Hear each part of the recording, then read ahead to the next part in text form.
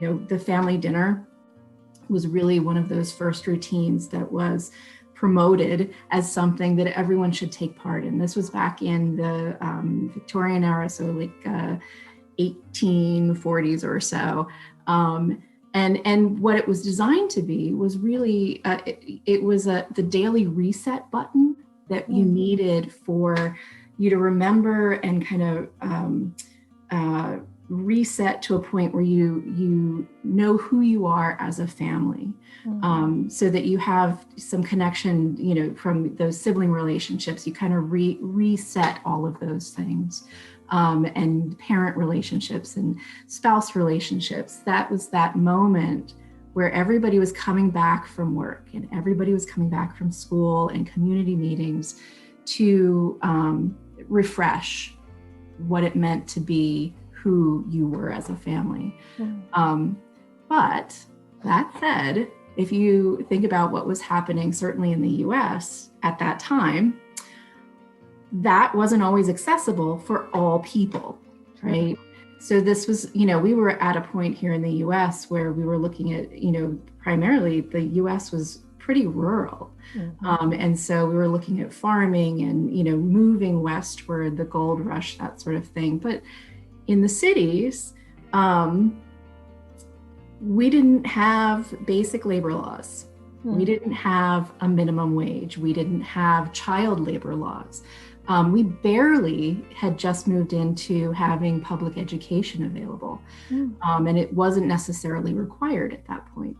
So as much as we wanted to promote that family dinner time as being a time where you could reset, logistically, that wasn't even possible for a huge swath of people, because you were working a 17-hour workday. Your kids were working a 17-hour workday.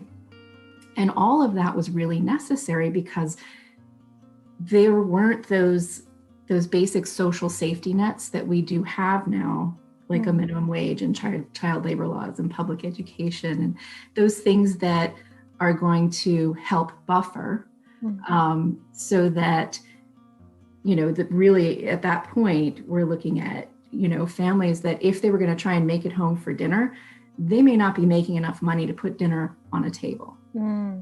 So I think that really, not to mention, we also were at a point too, where we were still looking at people of color as half people or third people. When you mentioned example of, family lunch or family dinner, would that be changed because the family rules also changed? Like we have now, in the past, it was a homestay mom was, common. But nowadays, most women have to go and work, as you say, because they have to support the family and bring food to the table. And also the school also takes some rules out of the family. So they have provided lunch for children, and when children come back, they have also other things to do. We really, even though we were, this was being promoted as something that everybody needed to do, it wasn't accessible for a wide majority of people. And I think that's where we are now in COVID too, or at least, a similar stage where, we had to shut down because of COVID. Schools had to stop. A lot of jobs had to either go home or, not be able to go home, whether it was still going or not. And we don't really have the social safety nets in place to make sure that that's going to work for everybody. Because it's very difficult, as many people already know, if you have a 5-year-old, a 7-year-old, and a 12-year-old, to homeschool them while also working a full-time job, particularly if that job is not able to be done at home. So we don't have those nets in place yet to really to make sure that people can have some of these basic routines that they know that they need.